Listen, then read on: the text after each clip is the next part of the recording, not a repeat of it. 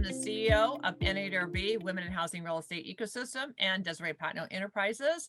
I'm located here in Irvine, California, and thank you very much.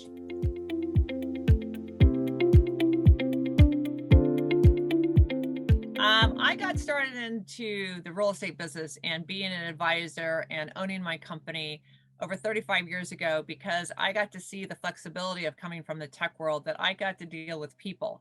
And so the idea is I want to be a problem solver. So I go out and I look at systematic problems, what's going on in the world. And as a visionary of time, I create solutions for them.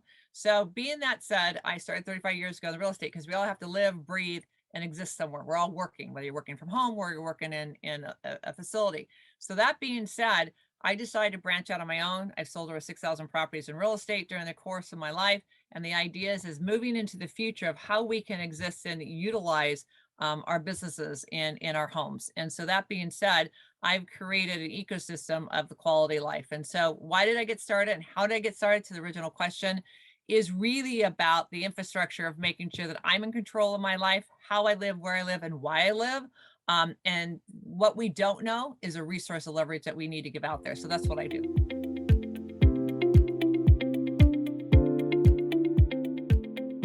When I started knocking on the doors 15 years ago, hitting banks up and saying, hey, where is your women's department? It was multicultural, Asian, Hispanic, and African-American. I said, no, where is the word woman in that scenario?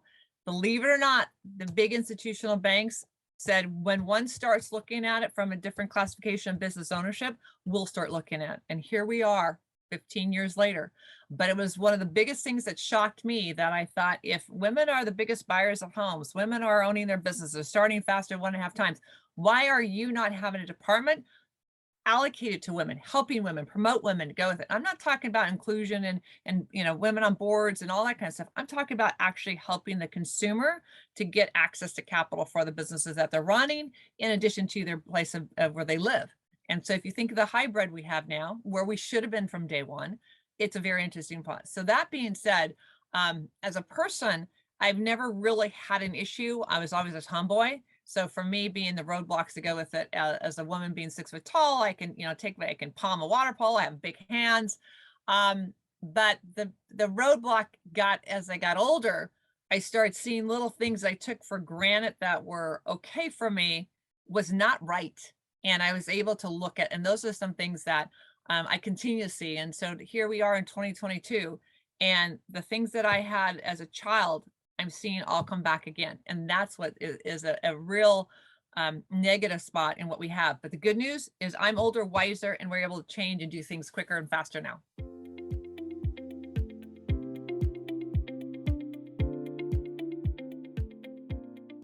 Barbara Kossoff was one of them. She was a phenomenal lady. When I first met Women Impacting Public Policies Group, I knew it was what you do behind the scenes more than what you do in front of the scenes. And when I first printed out the magazine 13 years ago, it was really, she's like, oh my gosh, this is incredible. So you had Ann Sullivan, you had all these incredible ladies, Jennifer, look at Jennifer Fiscality. I mean, hello, you look at all these incredible, you look at Angela, you look at all these different, Erica Courtney, one of my best friends I met because of WIPP and what the WIPP has done. So as I can be a real advocate for WIPP, I got to tell you, it's not what you see in the news and what you see that's happening. It's what they do behind the scenes and what they're doing and what you engage. You will only get what you get out, what you put in. And that is the value to go with it. So I really think that as a mentor, the people that I met, the incubators that went through it, you look at Monica Smiley, you look at, Barbara Cochran, you look at all these incredible women. I would have to say that Marcia Davies, she's the COO of MBA. You look at Tammy Bunnell, you look at who's the co-chair of all of Exit Realty International globally.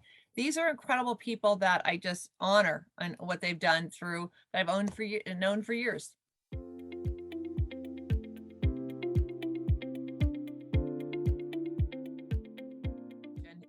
WIPP is opened the doors and expanded the doors to the places I was already going, but in a different light. So what I mean by that, the NWBC, the National Women Business Council, the incubators of all the different, we had WeBank, we had WIPP, we had Enterprising Women, we had, ASCE. I could go down the list of this group of, let's say, 8 to 10 that were all put together. And the introductions, the ability to scale, the ability to working on projects. Okay, well, I didn't have time to do this, this, and this, but I could get a rundown on everything that was happening behind the scenes. And I could apply what I was doing to change as an advocate and also as a champion of business, that they're going, okay, I could utilize that. So that is, most people don't get unless they really engage and be part of your different advisory and committees and councils that you have. The other thing is that I believe that WIPP has done is you have like-minded, passionate people. What are you doing here if you're not engaged in your business and you're not growing what you're doing? And I've got to tell you, the biggest thing is I've seen is that the pain points that you have, there's someone else you're going to meet in this group that has the same pain point. You're going to be able to strategize with them and not feel like you're in competition, because even if you're the same industry or vertical, you will find that their issues are the same as your issues, that you just have to take a different spin and grow in it.